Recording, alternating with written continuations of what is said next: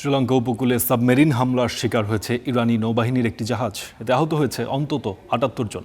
নিখোঁজ আছেন শতাধিক নাবিক। জরুরি সহায়তার আবেদনে সাড়া দিয়ে উদ্ধার কার্যক্রম শুরু করে শ্রীলঙ্কার নৌবাহিনী। শ্রীলঙ্কার পররাষ্ট্রমন্ত্রী বিজিতা হেরাত বলেছেন, ইরানি ফ্রিগেটটিতে মোট ১৮০ জন নাবিক ছিলেন। উদ্ধারের পর আহত নাবিকদের শ্রীলঙ্কার দক্ষিণে একটি হাসপাতালে নিয়ে যাওয়া হয়েছে। এদিকে মধ্যপ্রাচ্যে চলমান যুদ্ধে আর্থিক সংকটে পড়ার ঝুঁকিতে আছে এশিয়ার দ্বীপরাষ্ট্র শ্রীলঙ্কা। পার্লামেন্টে দেয়া এক ভাষণে প্রেসিডেন্ট অনুরা কুমারা দিশানায়েকে বলেন, এই পরিস্থিতি বিশ্ব অর্থনীতি ও মানুষের জীবিকার উপর হুমকি সৃষ্টি করছে।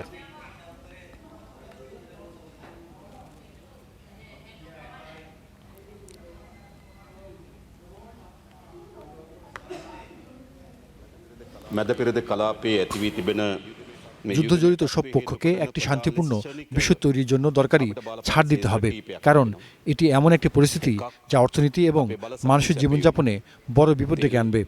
মধ্যপ্রাচ্যে যুদ্ধের কারণে শ্রীলঙ্কা তাৎক্ষণিকভাবে কয়েকটি ক্ষেত্রে নেতিবাচক প্রভাবের মুখোমুখি হচ্ছে। এর প্রধান খাত হল তেল গ্যাসের মতো জ্বালানির সরবরাহ ঘাটতি। এছাড়া ওইসব দেশে বিপুল সংখ্যক শ্রীলঙ্কার বসবাস করেন। রেমিটেন্স খাতে বিরূপ প্রভাব পড়তে শুরু করেছে। ঝুঁকিতে আছে পর্যটন শিল্প। এই যুদ্ধ আমাদের দেশকে স্বল্প ও দীর্ঘমেয়াদী সংকটে ফেলে দেবে। এটি মোকাবেলার জন্য বিশেষ কর্মসূচি গ্রহণের চিন্তাভাবনা করছে সরকার।